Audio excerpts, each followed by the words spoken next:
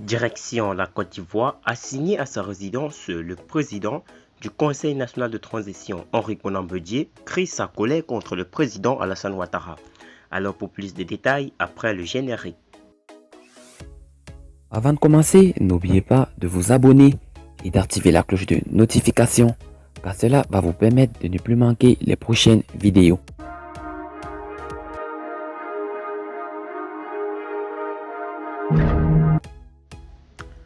Henri Konan Bédié est très remonté contre le régime d'Alassane Ouattara. En effet, le mardi 3 novembre 2020, plusieurs éléments de la CRES et du GMI ont fait irruption au domicile de l'ex-chef d'État ivoirien.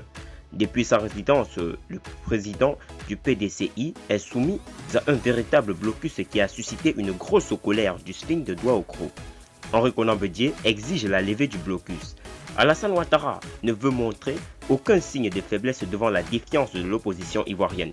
Déclaré élu président par la commission électorale indépendante avec 94,27% à l'issue de l'élection présidentielle du samedi 30 octobre 2020, le candidat du Rassemblement des oufoutistes pour la démocratie et la paix est vivement contesté par ses adversaires politiques. D'ailleurs, sans même attendre la proclamation des résultats par l'institution dirigée par Ibrahim Coulibaly Quiver, il a annoncé la création d'un Conseil national de transition devant conduire la destinée de la Côte d'Ivoire.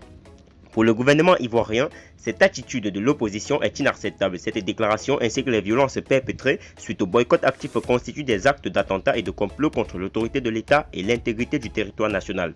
Ces faits sont prévus et punis par la loi pénale, avait martelé Sansan Kambile, le ministre ivoirien de la Justice, la garde des Sceaux.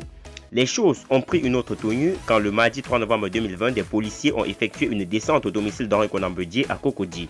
On a appris que l'ancien président ivoirien a opposé une ferme résistance aux éléments de la CRES et du GMI venus pour l'arrêter. Cependant, des proches du patron du PDCI, dont Maurice Kakou-Diaoué, ont été interpellés. Dans une publication sur sa page Facebook, Henri Konan Bédié a laissé un message à Alassane Ouattara. Suite aux tentatives d'intimidation de ces derniers jours, je demande la libération sans condition des cadres du PDCI-RDA ainsi que la levée immédiate des blocus des résidences des opposants au régime antidémocratique d'Alassane Ouattara, a-t-il écrit. Pour l'heure, le camp présidentiel n'a pas encore réagi.